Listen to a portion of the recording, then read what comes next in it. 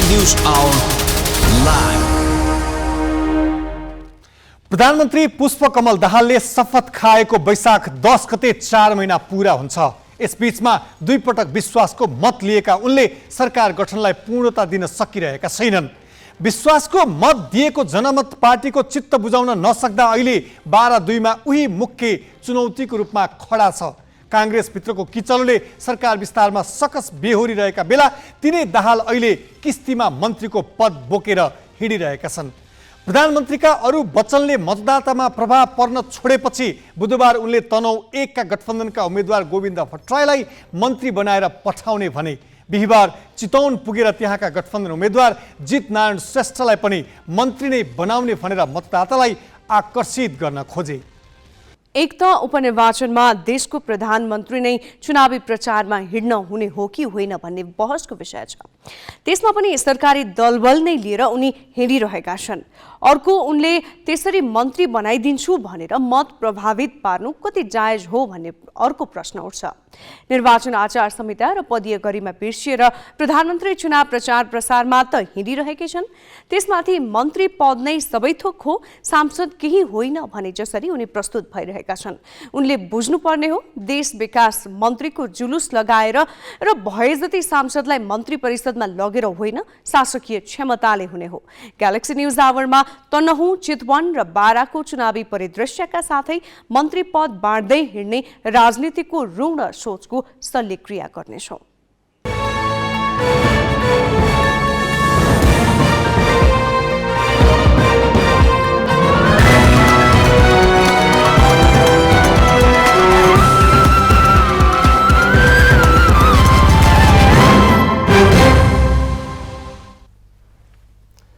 नमस्कार, यो हो ग्यालेक्सी न्युज आवर। अब हेडलाइन्स।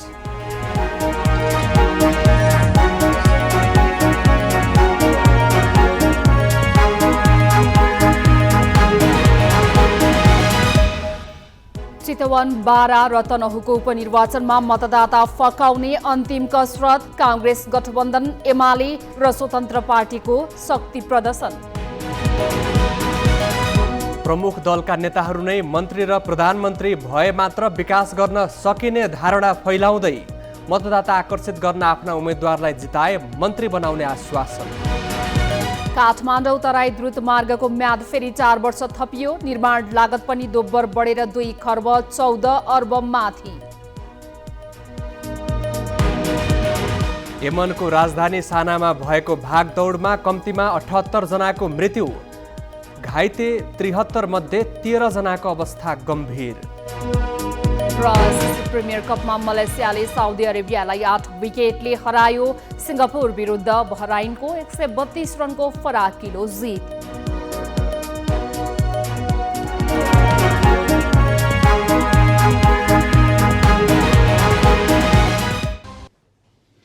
देशमा 3 तहका सरकार छन्। साना र स्थानीय महत्त्वका विकास योजनाका साथै सेवा प्रवाहको काम स्थानीय सरकारले गर्छन्। मध्यम स्तरका विकास र नीति निर्माणका लागि प्रदेश सरकार र संसद छ भने सङ्घीय सरकारले देशका समग्र विकास अनि आवश्यक नीति निर्माण पनि गर्छ। देशको विकास र नीति निर्माणमा सबै सांसदको उत्तिकै भूमिका हुनुपर्ने हो। तर हामीमा मन्त्री पदमा पुगेर आफ्नो ठाउँमा बजेट बढाउने पद्धति मौलाउँदै गएको छ। कतिसम्म भने राजनीतिक दलका नेताहरू समेत सांसदको भूमिकालाई अवमूल्यन गर्दै चुनावी अस्त्रका रूपमा जहाँ पुग्यो त्यही मन्त्री पदको आश्वासन बाँड्दै हिँड्ने गर्छन्। बुधबार तनहुँको डुम्रेमा सत्ता गठबन्धनले चुनावी सभा गर्यो। उपनिर्वाचन अन्तर्गत वैशाख 10 गते हुने मतदानमा कांग्रेस उम्मेद्वार गोविन्द भट्टराईका पक्षमा मत माग्न कांग्रेस सभापति शेरबहादुर देउवा मात्र होइन, प्रधानमन्त्री एवं माओवादी अध्यक्ष पुष्पकमल दाहालले समेत विगतमा आफूले भने जस्तै रामचन्द्र पौडेल राष्ट्रपति निर्वाचित भएको प्रसङ्ग कोट्याउँदै भट्टराईलाई जिताए मन्त्री बनाउने उद्घोष गरे।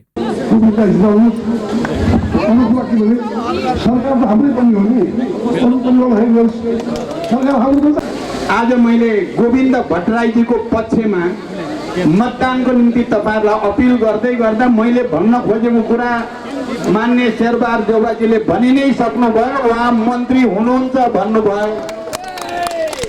म प्रधानमन्त्री छु, मन्त्री बनाउने मैले हो। अहिले त्यसभन्दा केही दिन अघि दमौलीमा आयोजित चुनावी सभाका क्रममा राष्ट्रिय स्वतन्त्र पार्टीका सभापति रवि लामिछानेले पनि को भन्दा कुकमको शैलीमा मतदाता आकर्षित गर्न मन्त्रीकै अस्त्र प्रयोग गरे। उनले तनहुँ एकका लागि आफ्ना उम्मेद्वार स्वर्णिम वाग्लेलाई भावी अर्थमन्त्रीका रूपमा प्रस्तुत गरेका थिए, जुन कुरा उनले वाग्ले पार्टी प्रवेश गर्दा ताका पनि भनेका थिए। मतदाताको मनोविज्ञान आफूतर्फ तान्न हाल सत्तामै नरहेको रासोपाले अहिले निश्चय नै नभएको अर्थमन्त्री पद बाँडेर चुनावी अस्त्रका रूपमा प्रयोग गर्न खोज्यो भने त्यसलाई प्रतिवाद गर्दै हाल सत्तामै रहेको काङ्ग्रेसका तर्फबाट मन्त्री बनाउने घोषणा गरेर गठबन्धनले विकास अनि नीति निर्माणका लागि सांसदको भूमिका नै कमजोर हुने गरी मन्त्री नै चाहिने गरी चित्रित गर्यो। 2074को चुनावमा एमाले अध्यक्ष केपी ओलीले ताप्लेजुङ गएर योगेश भट्टराईलाई जिताएर पठाए आफूले मन्त्री बनाइदिने भनेका थिए र अहिलेको उपनिर्वाचनमा पनि यही अस्त्र सबैले प्रयोग गरिरहेका छन्। देशको विकासका लागि एकातिर स्थानीय अनि प्रदेश स्तरका सरकार छन्, सङ्घमा पनि विकास निर्माणका लागि राष्ट्रिय नीति र योजना बनाउन सांसदको भूमिका उत्तिकै हुन्छ। तर चुनावी मुद्दाका रूपमा उठाएर चाहे सत्तारूढ हुन् वा विपक्षी अथवा अरूभन्दा फरक गर्ने भनेर उदाएको रासोपाले समेत विधि वा पद्धतिभन्दा मन्त्री पदको नाममा राज्यमा गएर स्रोत साधनमा दोहन गरिने कुरालाई प्रश्रय दिएको देखिन्छ। यसले मन्त्री पद पाए मात्र विकास हुन्छ भन्ने कुरा सारा देशको समान विकास गर्नुपर्ने जिम्मेवारी पाएका नेताले नै स्थापित गर्न खोजेको देखिन्छ। सबै दलहरूले चाहिँ यस्ता किसिमका दृष्टिकोण अभिव्यक्त गरेर चाहिँ अब जनतालाई पनि एकातिर लोभमा राख्ने, एक किसिमको लोभै देखाउने हो त भने यो किसिमबाट चाहिँ देशको राजनीति अगाडि बढ्दैन र भोलिको स्थितिमा पनि यसले चाहिँ सही रूपबाट भोलि आउने सत्तामा आउने सरकार पक्षले पनि सही रूपबाट काम गर्न सक्छ भन्ने चाहिँ मलाई लाग्दैन। यो चाहिँ गलत प्रवृत्ति हो, गलत रूपबाट अगाडि बढ्नु हुँदैन। तर अब अहिले देशमा जहाँ पनि त्यही किसिमको स्थिति देखिएको छ। अब अहिलेको उपनिर्वाचनमा एकातिर नेताहरू मन्त्री पदलाई चुनावी हिसाब किताबसँग जोडेर एक अर्कासँग प्रतिस्पर्धामा छन् भने अर्कोतिर काम गर्ने बाचा गरेका मन्त्रीहरूले नै प्रभावकारी कार्य सम्पादन गर्न नसक्दा आलोचित छन्। अझ मन्त्री वा प्रधानमन्त्रीले आफ्नो निर्वाचन क्षेत्र मात्र हेर्छु भन्ने अधिकार नै राख्दैनन्। अरू क्षेत्रको भाग खोसेर आफ्नो क्षेत्रको मात्र विकास गर्छु भने त्यो अन्यायपूर्ण, विभेदकारी र दोहनकारी मानसिकता हो। यस्तै मानसिकताको प्रकटीकरण हो मन्त्री पद देखाएर मत माग्नु पनि। क्यामेरामा योगेश लामका साथमा पवन पौडेल, ग्यालेक्सी 4K, काठमाडौँ। राजनीतिक दलका नेताहरू लोक रिझाइका लागि पुरानै गर्न नसकिने आश्वासन बाँड्न खप्पिस छन् भनेर चुनावै पछि पुष्टि हुन्छ।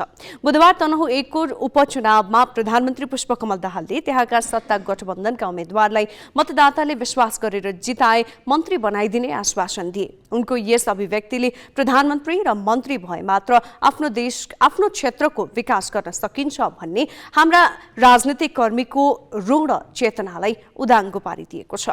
हेलिकप्टर चढेर दलबल सहित तनहुँ पुगेका प्रधानमन्त्री पुष्पकमल दाहालले बुधबार काङ्ग्रेस उम्मेद्वार बनेका गोविन्द भट्टराईलाई मन्त्री बनाइदिने आश्वासन दिँदा आचार संहिताको दोहोरो उल्लङ्घन गरे। एक त प्रधानमन्त्री निर्वाचन क्षेत्रमा गएर अमुक दल उम्मेद्वारको प्रचार गर्न मिल्दैन, त्यो पनि हेलिकप्टर प्रयोग गरेर। अर्को मतदातालाई प्रभावित पार्ने गरी मन्त्री बनाउने आश्वासन बाँड्नु त झनै हुँदैन। प्रधानमन्त्रीको यस अभिव्यक्तिले आचार संहिताको धजिए मात्र उडाएको छैन, सरकारको नेतृत्व गरिरहेकाहरूको रुग्ण चेतनाको पनि प्रतिनिधित्व गरेको छ। कुनै ठाउँमा विकास गर्न, बजेट परिचालन गर्न मन्त्री सांसद नै बन्नुपर्छ भन्ने आजका राजनीतिक कर्मीहरूको चेतना छ।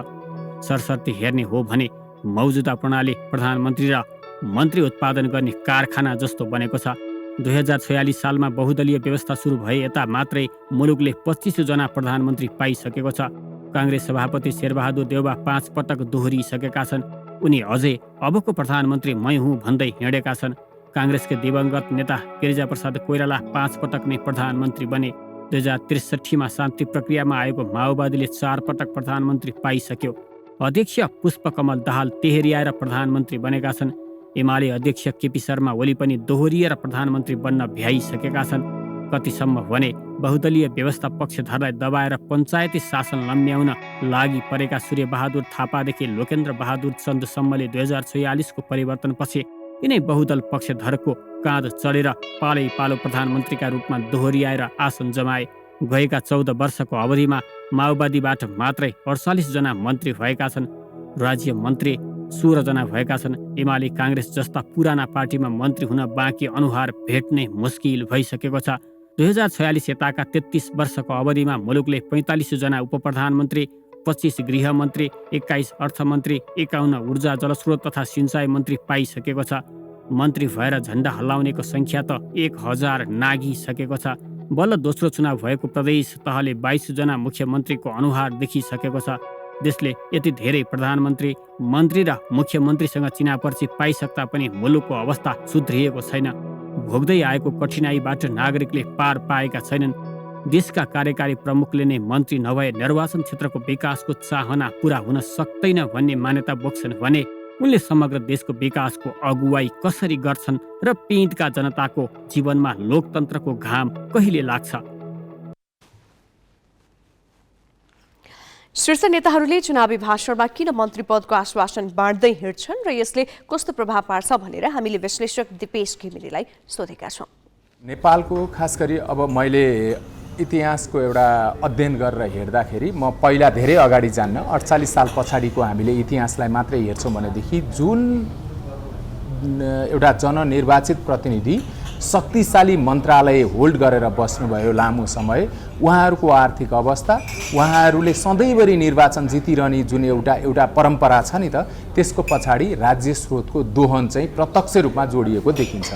शक्तिशाली मन्त्रालय लिने, आफ्ना मान्छेहरू, आफ्ना कार्यकर्ताहरू अनि त्यो आफ्ना निर्वाचन क्षेत्रका नागरिकहरूलाई मात्रै बढी फोकस गरेर रोजगारीका अवसरहरू सृजना गर्नेदेखि लिएर विकास निर्माणका हरेक कुराहरू पनि त्यहाँ लैजाने, जस्तो आवश्यकतै नभएको ठाउँमा पनि विभिन्न अनावश्यक भौतिक संरचना समेत निर्माण गरेर। तपाईँलाई एउटा सानो उदाहरण दिउँ, नेपालका करिब 30 देखि 35 वटा एयरपोर्टहरू अहिले पनि चालु अवस्थामा छैनन्, जुनको कुनै उपादेयता नै देखिँदैन, किनकि त्यो चाहिँ एउटा मन्त्री बने वा निर्वाचन जितेर आएका शक्तिशाली नेताहरूले आफ्नो निर्वाचन क्षेत्रमा लगेर एयरपोर्ट बनाइदिएका छन्। जुन नेपालको सन्दर्भमा हेर्ने भने पब्लिक मनी, जुन सार्वजनिक सम्पत्तिमाथिको दोहन छ, यो अभ्यास चाहिँ विगत लामो समयदेखि भइरहेको छ। त्यही कुरा देखाएर त्यही कुराको सिलसिला चाहिँ हरेक निर्वाचनमा हामी देख्छौँ। तपाईँले भोट दिनुहोस्, म तपाईँको मान्छेलाई मन्त्री बनाइदिन्छु, तपाईँको उम्मेदवारलाई मन्त्री बनाइदिन्छु। जहाँ शीर्ष नेताको प्रतिष्ठा जोडिन्छ, जहाँ शीर्ष नेताको राजनीतिक प्रतिष्ठा जोडिएको छ, त्यो ठाउँमा गएर उहाँहरूले भन्ने चाहिँ त्यही मन्त्री बनाइदिन्छु भन्ने आश्वासन दिने गरिरहनु भएको छ। त्यसले नेपालको समग्र असमान प्रकृतिको विकास, राज्य संयन्त्र र राज्यको स्रोत साधनमाथिको दोहन, आर्थिक अनियमितता र भ्रष्टाचार चाहिँ त्यो अभ्याससँग जोडिएको छ भन्छु। अब केही न्युज संक्षेपमा। सरकारले काठमाडौँ तराई दूरत्तर मार्गको निर्माण अवधि फेरि 4 वर्ष थपेको छ। मन्त्री परिषदको सोमबार बसेको बैठकले द्रुत मार्गको अवधि 4 वर्ष थप्ने निर्णय गरेको सञ्चार तथा सूचना प्रविधि मन्त्री रेखा शर्माले जानकारी दिइन्। बिहिबार मन्त्री परिषदका निर्णय सार्वजनिक गर्दै मन्त्री शर्माले द्रुत मार्गको अवधि आगामी 2083 चैत मसान्तसम्म थप्ने निर्णय गरिएको जानकारी दिइन्।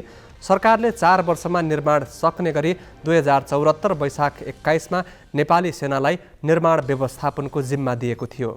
तर 6.5 वर्ष पुग्न लाग्दा 25% पनि काम भएको छैन। यसको लागत सुरुवाती अनुमानभन्दा दोब्बर बढेर 2 खर्ब 14 अर्ब भन्दा माथि पुगिसकेको छ। कर्णाली प्रदेश सरकारमा नेपाली काङ्ग्रेस पनि सहभागी भएको छ। मुख्यमन्त्री राजकुमार शर्माले आज काङ्ग्रेसबाट 3 जनालाई मन्त्री नियुक्त गरेका छन्। काङ्ग्रेसबाट वेदराज सिंहलाई आर्थिक मामिला, खड्ग पोखरेललाई सामाजिक विकास र कृष्ण विशीलाई पर्यटन मन्त्रालयको जिम्मेवारी दिएको छ। यस्तै माओवादीकी उर्मिला विश्वकर्मालाई ऊर्जा मन्त्रालयको जिम्मेवारी दिएको छ। विश्वकर्मा यसअघि राज्य मन्त्री थिइन्। नवनियुक्त मन्त्रीहरूलाई आजै प्रदेश प्रमुख तिलक परियारले पद तथा गोपनीयताको शपथ गराएका छन्। यसअघि हिजो दिउँसो 3 बजे मन्त्रीको शपथ समय तोकिए पनि शपथ हुन सकेको थिएन। काङ्ग्रेसभित्रको विवादको कारण काङ्ग्रेसको केन्द्रीय नेतृत्वको दबावमा मुख्यमन्त्री राजकुमार शर्माले नियुक्ति रोकेका थिए। यसैबीच कर्णाली प्रदेशमा 8वटै मन्त्रालय कायम गरिएको छ। यसअघि 27 पुसमा नेकपा एमाले र माओवादी बीच 8वटा मन्त्रालय घटाएर 7मा झार्ने सहमतिसँगै 8 माघमा जलस्रोत तथा ऊर्जा विकास मन्त्रालयलाई भौतिक पूर्वाधार मन्त्रालयमा गाभ्ने निर्णय भएको थियो। अर्थमन्त्री प्रकाश शरण महतले प्रमुख आर्थिक सल्लाहकारका रूपमा विज्ञहरूको एक समूह बनाएका छन्। अर्थमन्त्री महतले विश्वनाथ पौडेल, पोषराज पाण्डे र गुणाकार भट्टलाई प्रमुख आर्थिक सल्लाहकारको समूहमा नियुक्त गरेका छन्। पौडेल राष्ट्रिय योजना आयोगका पूर्व उपाध्यक्ष हुन्। उनी मङ्सिर 4 गते भएको प्रतिनिधि सभा निर्वाचनमा चितवन क्षेत्र नम्बर 1 मा नेपाली काङ्ग्रेसका उम्मेद्वार थिए। पाण्डे अन्तर्राष्ट्रिय व्यापार मामिलाका विज्ञ हुन्। नेपाल राष्ट्र ब्याङ्कको आर्थिक अनुसन्धान विभाग प्रमुख भएर काम गरिसकेका भट्ट अहिले ब्याङ्क तथा वित्तीय संस्था नियमन विभागमा कार्यरत छन्। भट्ट राष्ट्र ब्याङ्कको प्रवक्ताको भूमिकामा समेत रहिसकेका छन्। अर्थमा पौडेल र पाण्डे अवैतनिक रूपमा खटिनेछन्। नेपाल राष्ट्र ब्याङ्कका कार्यकारी निर्देशक भट्टलाई काजमा अर्थ मन्त्रालय तान्न लागि हो। जाजरकोट डोल्पा सडकमा पर्ने तल्लो बगरमा निर्माणाधीन बेली ब्रिज भाँचिँदा 2 जनाको मृत्यु भएको छ। 6 जना गम्भीर घाइते भएका छन्। पुलको प्लेट पाता पुर्याउने क्रममा पुल भाँचिएको हो। मृत्यु हुनेमा भारत महापुरका पुरुषोत्तम चमार र धर्मेन्द्र गौतम रहेको प्रहरीले जनाएको छ। चमारको घटनास्थलमै र गौतमको उपचारका लागि लैजाँदै गर्दा बाटोमा मृत्यु भएको हो। 5 जना घाइतेको जाजरकोटको दल्ली अस्पतालमा उपचार भइरहेको जिल्ला प्रहरी कार्यालय जाजरकोटले जनाएको छ। क्रेन चालक नवलपरासीका निरज कुमार चौधरीलाई भने नेपालगञ्ज पठाइएको छ। जाजरकोट नलगाडमा नगरपालिका तल्लो बगरमा भेरी नदी माथिको यो पुल जाजरकोट र रुकुम पश्चिमलाई जोड्दै डोल्पा सदरमुकाम दुनैसम्म सिधा यातायात सञ्जाल विस्तारका लागि महत्त्वपूर्ण मानिएको छ। निर्माण पूरा नहुँदै पुल भाँचिएपछि डोल्पावासीको आशा समेत निराशामा परिणत भएको छ।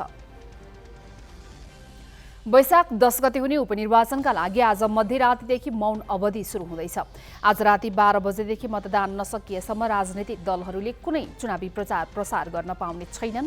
चुनाव हुनुभन्दा 48 घण्टा अघिबाट सुरु हुने मौन अवधि राति 12 बजेबाट लागू हुने निर्वाचन आयोगले जनाएको छ। वैशाख 10 गते चितवन 2, तनहुँ 1 र बारा 2 मा उपनिर्वाचन हुँदैछ।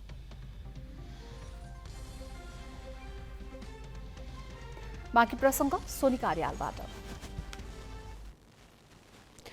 आगामी आइतबार हुने उपनिर्वाचनको लागि प्रचार प्रसार गर्ने आज अन्तिम दिन। उम्मेद्वारका साथै शीर्ष नेता पनि आफ्ना उम्मेद्वारको लागि भोट माग्न मतदाताका सामु उपस्थित भए।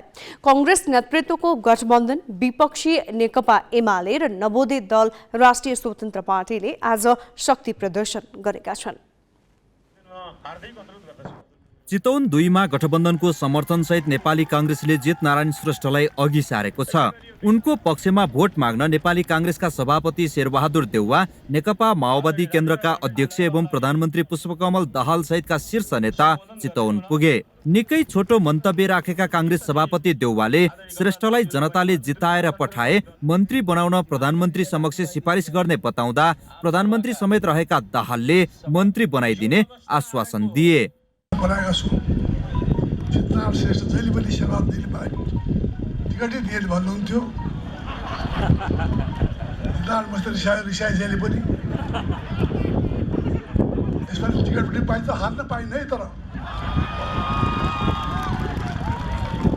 आज त्यो मात्रै होइन, जित्यो भने मैले मन्त्री बनाउनु प्रधानमन्त्री प्रधानमन्त्रीलाई सिफारिस गर्छु। शेरबहादुर देउवाजीले छोटोमा तर मूल कुरा भन्नुभयो। उहाँले के भन्नुभयो त, म सिफारिस गर्छु जित नारायण श्रेष्ठलाई तपाईँ जिताउनुहोस्, मन्त्रीमा सिफारिस गर्छु भन्नुभयो। उहाँले सिफारिस गरेपछि मैले मन्त्री बनाउँछु, मैले भने त्यही हो। प्रचार प्रसारको अन्तिम दिन भएकाले अन्य दलले चुनावी सभा गर्दा नेकपा एमाले भने शीर्ष नेता बोलाएर चुनावी सभा गरेन। उपाध्यक्ष सुरेन्द्र पाण्डे, सचिव योगेश भट्टराई, गोकुल बास्कोटा, पद्मा अर्याल लगायतका केन्द्रीय नेताहरू नेउपानेको घर दैलो कार्यक्रममा भने साथमा थिए। बिहिबार एमाले उम्मेद्वार नेउपानेले र्याली सकिएपछि पत्रकार सम्मेलन गरेर आफ्नो धारणा सार्वजनिक गरे। मैले भावनाको व्यवहार गरेको छु, तपाईलाई ढुक्काउनुहोस्। मैले मेरो राजनीतिक जीवनमा थुप्रै अप्ठ्याराहरू प्रयोग चाहिँ परेको कुरा मैले मेरा मन्तव्यमा भने पनि मेरा सबै योजनाहरू विकास केन्द्रित छन्, योजना केन्द्रित छन्, जनता केन्द्रित छन् र जनमैत्री छन्। त्यसकारणले मलाई यहाँ भावनाको व्यापार गर्ने कुरा छोडिदिनुहोस्। भावनाको व्यापार हुँदा नि यहाँ त भ्रमको व्यापार भइरहेछ। केही मान्छेहरूले भ्रमको खेती गरिरहेका छन्, त्यसलाई हामीले अन्त्य गर्नुपर्छ। राष्ट्रिय स्वतन्त्र पार्टीले चुनावी सभा भरतपुर महानगरमा गर्यो। मतदाताको घर दैलो सकेर अन्तिम दिन रासोपा महानगरमा चुनावी सभा गर्न आइपुगेको हो। यसअघि गत मङ्सिर 4 गते भएको निर्वाचनबाट विजयी भएका रासोपाका सभापति रवि लामिछानेको नागरिकता वैधानिकताको कारण सांसद पद रिक्त भएको थियो। अहिले उनै लामिछाने कानुनी प्रक्रिया पूरा गरेर फेरि संसद प्रवेश गर्ने सुरमा छन्। हिजो यही चोकमा उभिएर चितवनले न्याय गरेको छोरो हुँ म। अब चितवनले एउटा व्यक्तिलाई होइन यो देशलाई न्याय गर्नेछ। फेरि चितवन आएको छु म आफ्नो न्यायका लागि मात्र आएको होइन, देशको न्यायका लागि चितवन आएको छु र मलाई विश्वास छ चितवनले देशलाई न्याय गर्नेछ। यो जनसमुदाय, यो अपार जनसागर यो एउटा व्यक्ति जिताउन आएको हुँदै होइन, यो त एउटा युगलाई जिताउन आएको। मलाई विश्वास छ चितवनले अब यो परिवर्तनको घन्टी बजाउनेछ। बिहिबार रातिबाट मौन अवधि सुरु हुने भएकाले उम्मेद्वारको पक्ष वा विपक्षमा हुने गरी प्रचार प्रसार गर्न पाइँदैन। त्यसैले पनि उम्मेद्वार र तिनका दलहरू मतदातालाई आफ्नो पक्षमा पार्न अन्तिम कसरत गरिरहेका हुन्। चितवनबाट हिरालाल आचार्यको सहयोगमा बासु खड्का, ग्यालेक्सी फोके, काठमाडौँ। वैशाख 10 मा हुने उपनिर्वाचनमा प्रतिस्पर्धामा उत्रिएका उम्मेद्वार यति बेला मतदाताको घर दैलोको अन्तिम प्रयासमा छन्। मत दिएर आफूलाई विजयी गराए जनताको सबै समस्या समाधान गर्ने बाचा उम्मेद्वारले दोहोर्याउँदै आएका छन्। अघिल्ला निर्वाचनमा पनि उम्मेद्वारले दिएको आश्वासन पूरा नगरेको हुँदा यसपालि उम्मेद्वारको आश्वासनमा मतदाता भने त्यति विश्वस्त छैनन्। गते हुने उपनिर्वाचनका लागि 12 निर्वाचन क्षेत्र नम्बर 2 का उम्मेद्वारहरू यति बेला घर दैलो अभियानमा जुटिरहेका छन्। उनीहरू आफ्ना एजेन्डा र प्रतिबद्धताहरू लिएर मतदाताहरूको घर दैलोसम्म पुगिरहेका छन्।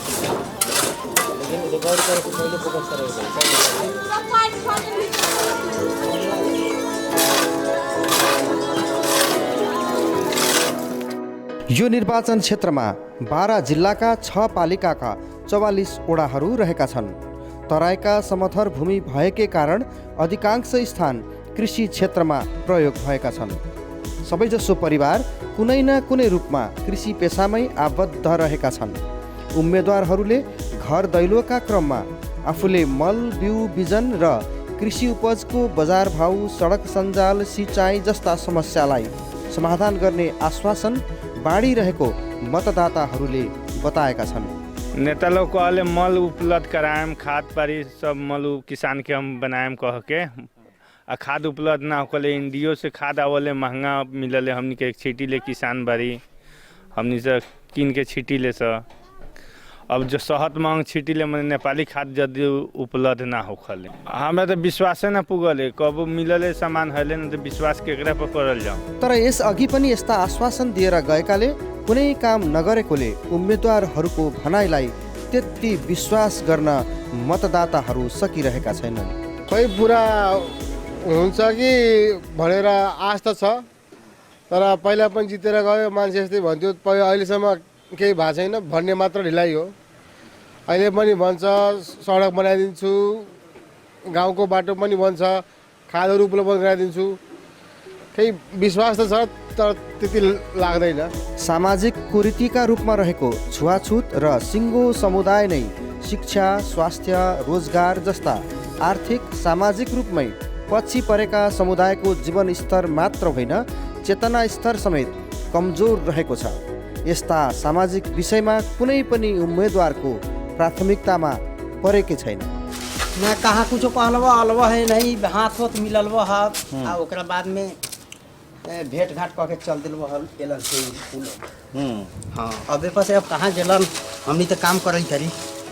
उम्मेदवारहरू भने मतदाताको लगभग सबै समस्या समाधान गर्ने आश्वासन दिँदै मत मागिरहेका छन्।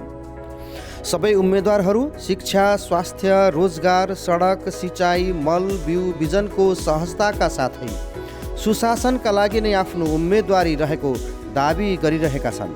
उनीहरू भन्छन् यसभन्दा अघिका निर्वाचनबाट निर्वाचित जनप्रतिनिधिहरूले आफ्ना विषयमा, आफ्ना समस्याका विषयमा कुनै मुद्दा नै उठाएनन् र समाधानतर्फ कुनै काम नै गरेनन्। नीतिको साथसाथै पनि म उहाँहरूको घर दैलोमा फेरि अरू जस्तो होइन, म बेमान मैले जे बोल्छु त्यो गर्छु।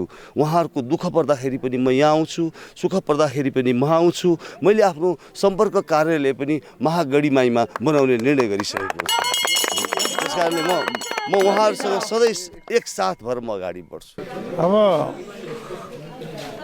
राजनीति विकासको लागि, राजनीति अधिकारको लागि, राजनीतिक विभेद र असमानतालाई अन्त्य गरेर एउटा सुशासन, विकास र समृद्धिमा आधारित समाज निर्माणका लागि मैले त जनताको सेवा गर्दै आएको र जनताको सेवा गरेर जनताको दैनिकी कामहरूमा अग्रसर भएर र जनताको मुक्तिको निम्ति मैले धेरै अब योगदानहरू गर्दै आएको कारण पनि हो र अहिले जनताको सेवा गर्नलाई र जनताको विकास गर्नको निम्ति मेरो उम्मेदवारी हो। सब भाई जितने रहे, अगर अपने भ्रम में परम जात के ओर जाए तो जात के छाता लेकर चल जाए, कड़बड़ी को बढ़ जाए, हमने को पीछे के वाले बाकी चीज ये हरन बात कौन होगा। वैशाख 10 गतेको उपनिर्वाचनमा गठबन्धनको साझा उम्मेदवारका रूपमा रहेका उपेन्द्र यादव आफूलाई गठबन्धन दलको सबै मत आउनेमा विश्वस्त देखिएका छन्। पुराना दलहरूकै कारण देशमा भ्रष्टाचार बढेकोले सुशासनका लागि आफूलाई 12/2 का जनताले मत दिनेमा राष्ट्रिय स्वतन्त्र पार्टीका उम्मेदवार रमेश खरेल ढुक्क देखिएका छन्। पुराना दलले बाहिरी जिल्लाका अतिथि उम्मेदवार उठाएकाले स्थानीय भाषा, संस्कृति, भौगोलिक अवस्था, यहाँको वास्तविक समस्यालाई नजिकबाट देखेका आफ्ना उम्मेदवारलाई नै मतदाताले विश्वास गर्नेमा जनमत पार्टीको बुझाइ छ। त्यसैगरी नेकपा एमालेका पुरुषोत्तम भट्टराई समेत यो उपनिर्वाचनमा कमजोर भने देखिएका छैन। 1,05,258 मतदाता रहेको यो निर्वाचन क्षेत्रमा उपनिर्वाचनमा 12 दल र स्वतन्त्र 22 जना गरी 34 जना चुनावी मैदानमा छन्। उम्मेदवारको प्रतिबद्धता र उनीहरूले दिएको आश्वासनप्रति विश्वास गरेर को विजयी हुन्छ वैशाख 10 को मत परिणाम पछि नै थाहा हुनेछ।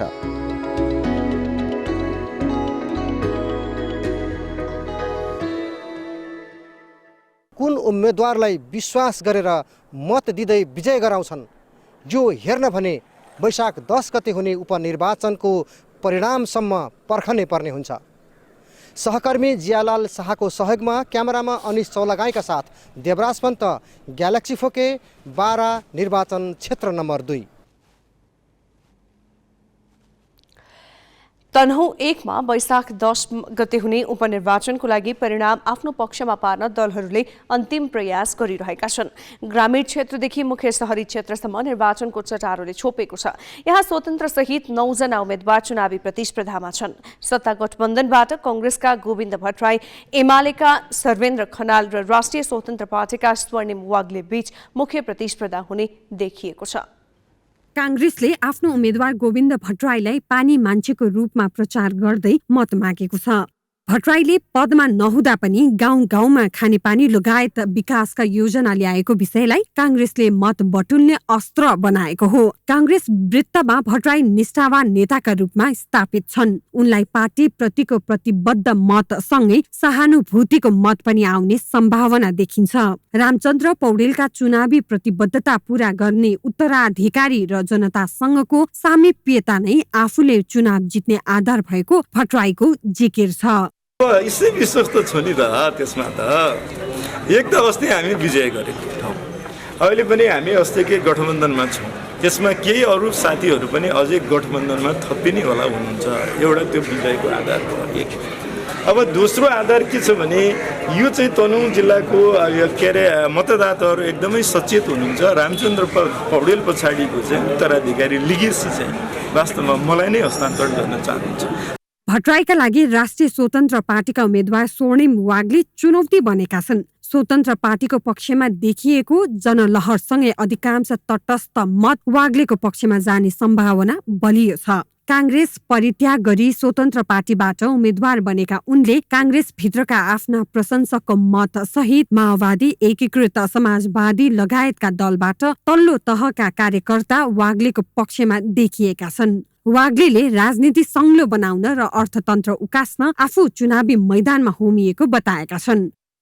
यो रक्तविहीन शान्तिपूर्ण क्रान्ति हामी परिवर्तनवादीहरूले जित्नु पर्नेछ।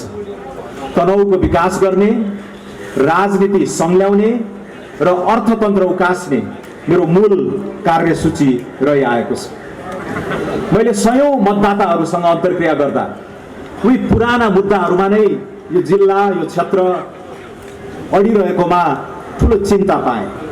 वाग्ले र भट्टराईको मत बाँडिँदा त्यसको फाइदा उठाउन सकिने आशमा एमाले छ।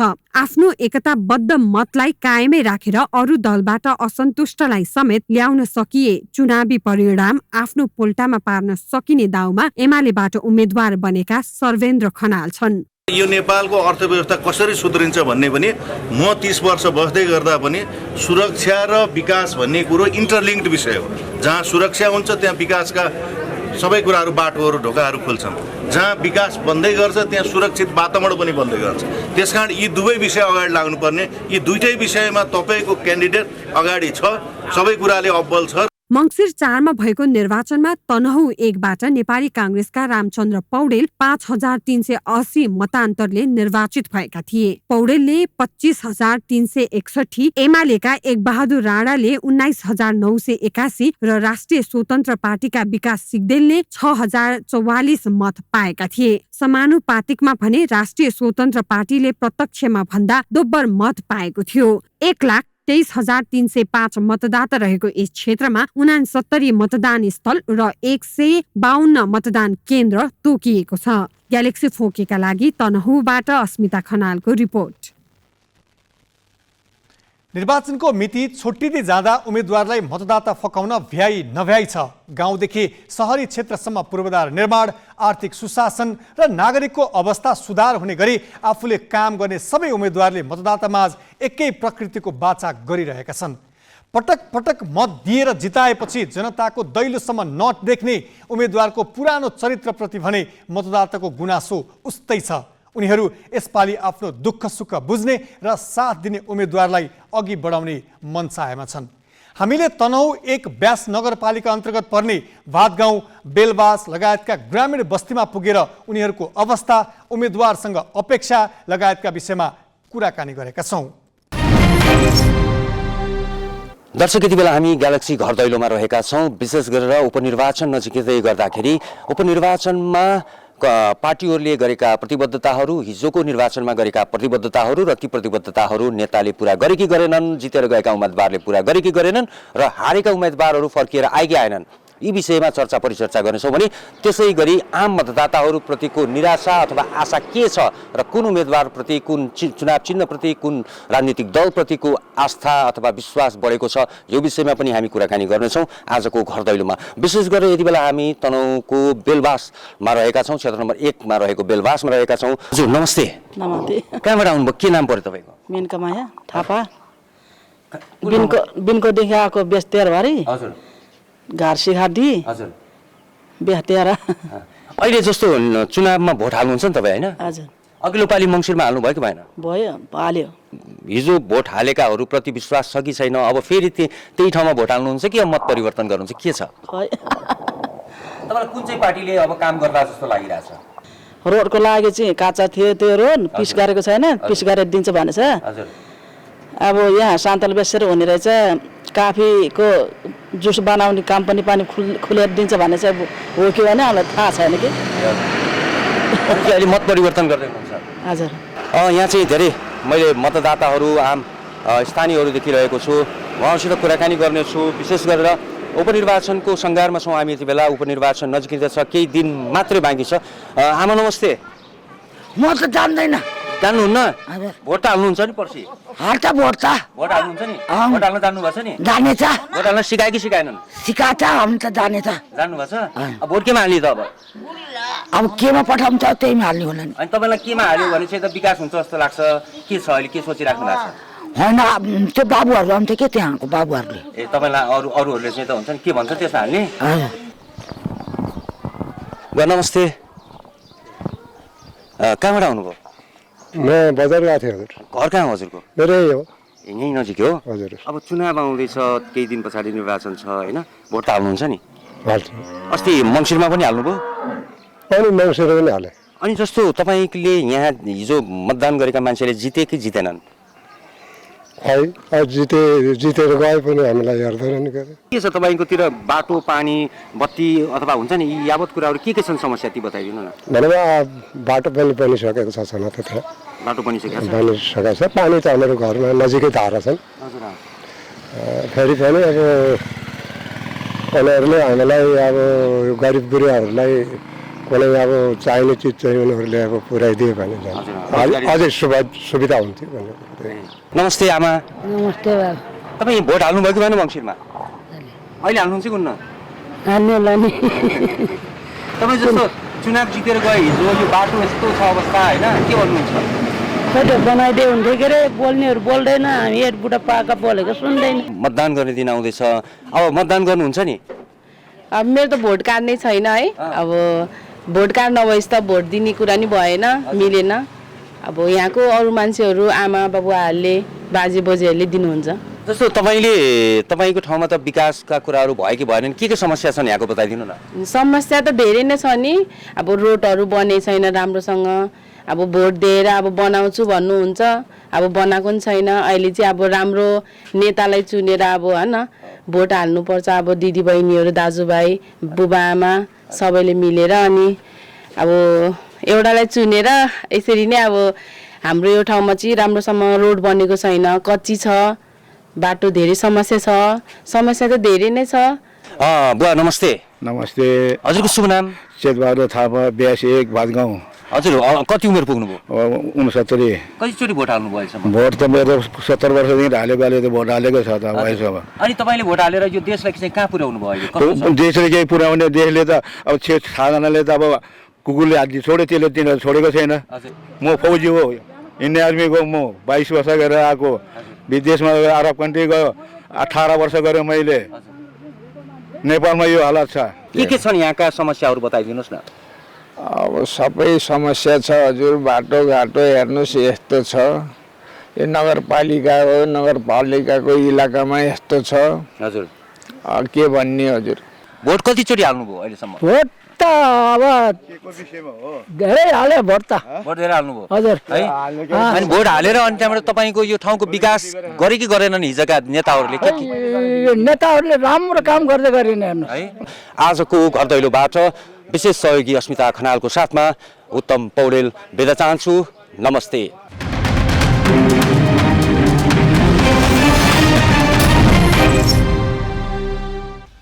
अब केही न्युज संक्षेपमा। आज वैशाख कृष्ण पक्ष अर्थात् आमाको मुख हेर्ने दिन।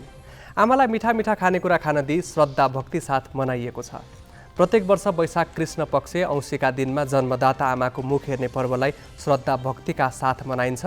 शास्त्रीय परम्परा अनुसार पिताभन्दा ठुली मानिएकी आमाप्रति श्रद्धा भक्ति सम्मान र आदर गर्दै आमाबाट शुभाशीर्वाद थाप्दै यो पर्व मनाइन्छ।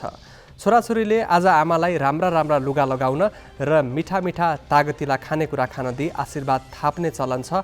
आमा नभएकाहरू भने आमालाई तर्पण र पिण्ड तथा पुरोहितलाई सिधा दानसहित भोजन गराई दिवंगत आमा र उनले गरेका महान एवं कष्टकर काम सम्झने गर्दछन्। यस अवसरमा चन्द्रागिरी नगरपालिका स्थित माता तीर्थमा आज बिहानैदेखि मेला लागेको थियो।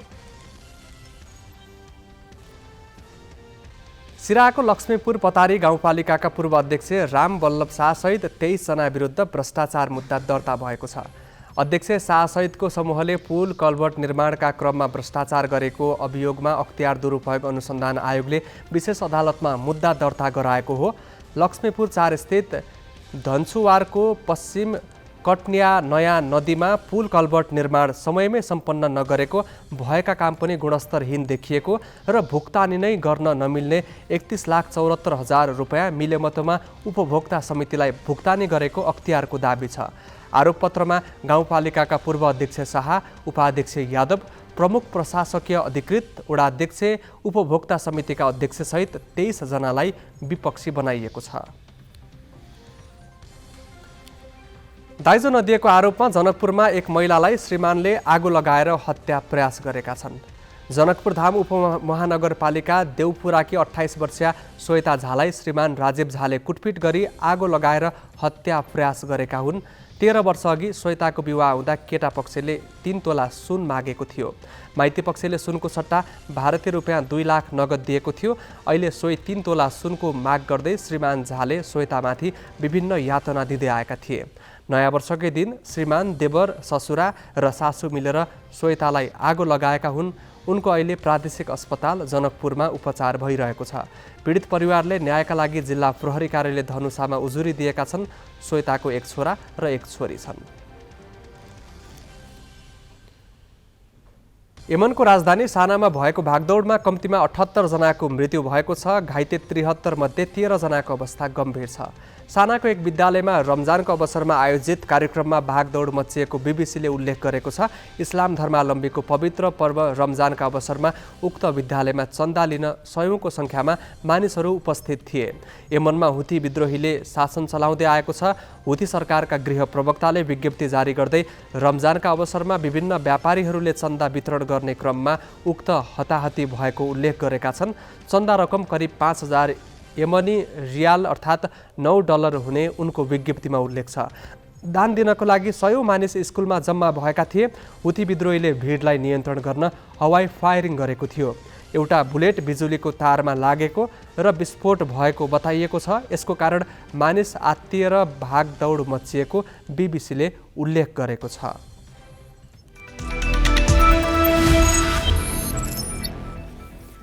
साधोबाटो युथ क्लबलाई 2-1 गोलले हराउँदै चर्च बोइज युनाइटेड शैली स्मारक ए डिभिजन लिगको दोस्रो स्थानमा उक्लिएको छ। दशरथ रङ्गशालामा बिहिबार भएको खेलको 7औं मिनेटमा आशिष चौधरीले गोल गर्दै चर्च बोइजलाई अग्रता दिलाए। 34औं मिनेटमा साधोबाटोका निरज चौधरीले बराबरी गोल गरे। दोस्रो हाफको पहिलो मिनेटमै मिलन राईले निर्णायक गोल गर्दै चर्च बोइजलाई 2-1 को जित दिलाए। सुशील शाहको क्रसमा मिलनले पेनाल्टी बक्सभित्रबाट गोल गरेका हुन्। 10औं खेलसँगै दोस्रो स्थानमा उक्लिएको चर्च बोइजको 18 अङ्क छ।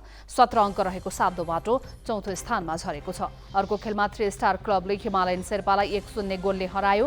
एन्फा कम्प्लेक्समा भएको खेलमा 3 स्टारका लाकेन लिम्बुले गरेको गोल नै निर्णायक बन्यो। 14औं मिनेटमा आदित्य साकेको क्रसमा लाकेन लिम्बुको प्रहार सञ्जित राईलाई डिफ्लेक्ट हुँदै गोलमा परिणत भएको थियो। जितपछि 10 खेलबाट 18 अङ्क जोडेको 3 स्टार तेस्रो स्थानमा छ। पराजित हिमालयन शेर्पा समान खेलबाट 9 अङ्क जोडेर रेलिगेसन जोनमा छ। एसएससी प्रिमियर कपमा मलेसियाले साउदी अरेबियालाई 8 विकेटले पराजित गरेको छ।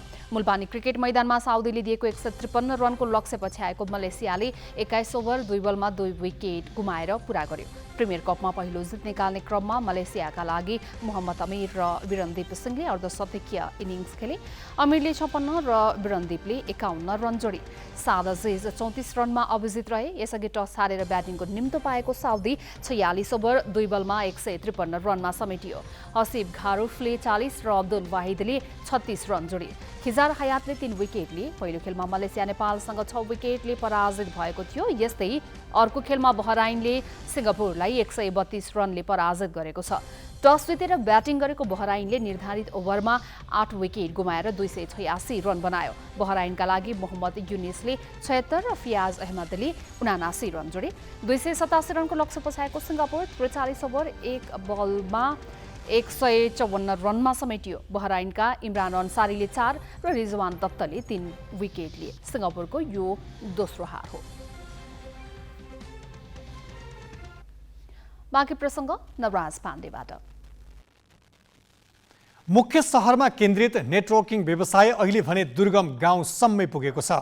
सरकारले नेटवर्किङका नाममा हुने आर्थिक अनियमिततालाई कडाई गरेपछि केही नियन्त्रणमा आए जस्तो देखिए पनि यो व्यवसाय फरक स्वरूपमा सहर हुँदै गाउँसम्म फैलिन थालेको छ।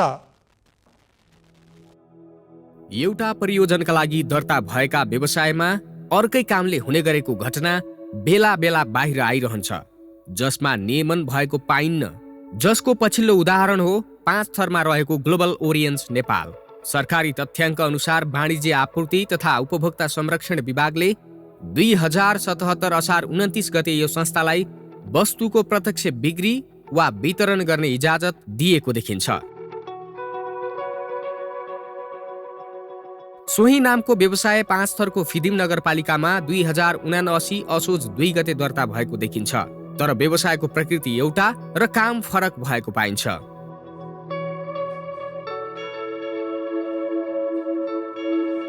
यो कम्पनीमा नयाँ सदस्यलाई कसरी काम गर्ने, नयाँ सदस्य कसरी बनाउने, कमाई कसरी हुन्छ लगायतका कुरा सिकाइन्छ।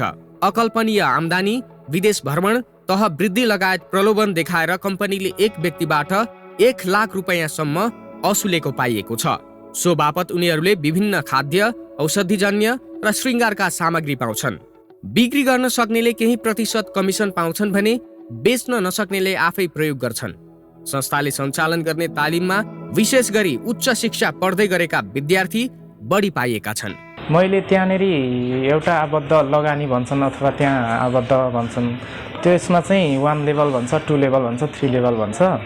मैले चाहिँ अब 2 लेभलबाट गरेको। 2 लेभलमा चाहिँ 35,000 देखि 40,000सम्मको हुन्छ। मैले खुद आफ्नै लगानी चाहिँ 40,000 गरेको। तालिममा एकातर्फ देशको बढ्दो शैक्षिक बेरोजगारी र अस्थिर राजनीतिको धुमिल चित्र देखाइन्छ भने अर्कोतर्फ संस्थामा काम गरेर अथाह सम्पत्ति कमाइएका र विलासिताको जीवन बिताइरहेका कपोकल्पित पात्रको जीवनशैली प्रस्तुत गरिन्छ। फिदिममा मात्रै 5 स्थानमा त्यस्ता प्रशिक्षण चल्ने गरेको छ। केही वर्ष अघिसम्म भारतको सिलगढी र चेन्नईमा लगेर दिइने यस्ता तालिम हिजो आज फिदिमका विभिन्न होटल र रेस्टुरेन्टमा लुकी छिपी दिने गरिएको छ। तर यस विषयमा कसैले सोधिहाले सामान्य जानकारी मात्रै दिने गरिन्छ। यो ठाउँमा हाम्रो काम भनेकै कम्पनीले दिएको एउटा स्टेटमेन्ट जुन चाहिँ तपाईँको केही कुरा कम्पनीको बारेमा बुझाउनु, जुन चाहिँ तपाईँको कम्पनीको प्लान होला, कम्पनीको जुन एउटा प्रोडक्टको बारेमा हुन्छ, कति पैसा कमाउने, कति खाने, यसकै जुन कम्पनीलाई चाहिँ दिएको हुन्छ स्वीकृत जुन कुराहरूको बारेमा, त्यही कुरो चाहिँ हामीले प्रशिक्षण गराउने। यो संस्था नेपालमा दर्ता रहेको तर केही कानुनी प्रावधान मिलाउन बाँकी रहेकाले केही समय यसबारे नबोल्न सहभागीलाई सचेत गराउँदै अन्यथा तालिमबाट वञ्चित गर्ने चेतावनी दिइन्छ। केही दिनमै शब्दजालमा फसेका उनीहरू गुपचुप लगानी गर्छन् तर सहभागीबाट लिइएको पैसाको कुनै रेकर्ड हुँदैन। कम्पनीले सम्झौता पत्र भनेर दिएको कागजातमा समेत कतै पैसा लिएको उल्लेख हुँदैन। पछि नयाँ सदस्य बनाउन नसक्दा र सामग्री बिक्री नहुँदा मात्रै लगानी गर्नेले आफू ठगिएको चाल पाउँछन्।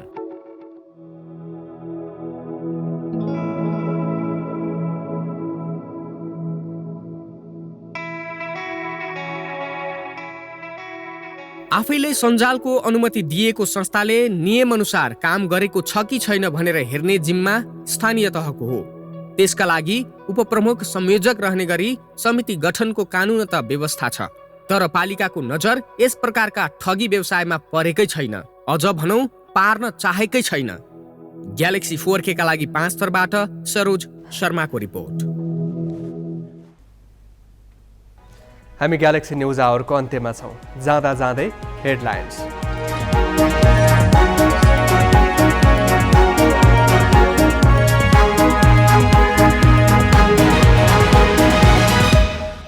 चितवन, बारा र तनहुको उपनिर्वाचनमा मतदाता फकाउने अन्तिम कसरत। कांग्रेस गठबन्धन, एमाले र स्वतन्त्र पार्टीको शक्ति प्रदर्शन। प्रमुख दलका नेताहरू नै मन्त्री र प्रधानमन्त्री भए मात्र विकास गर्न सकिने धारणा फैलाउँदै मतदाता आकर्षित गर्न आफ्ना उम्मेद्वारलाई जिताए मन्त्री बनाउने आश्वासन। काठमाडौँ तराई द्रुत मार्गको म्याद फेरि 4 वर्ष थपियो। निर्माण लागत पनि दोब्बर बढेर 2 खर्ब 14 अर्ब माथि।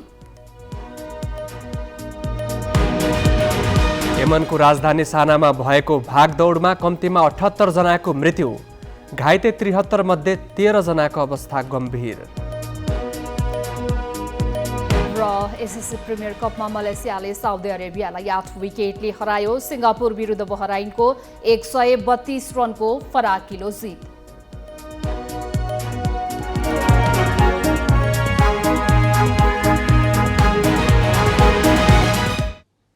आजलाई ग्यालेक्सी न्युज आवर सकियो। नमस्ते।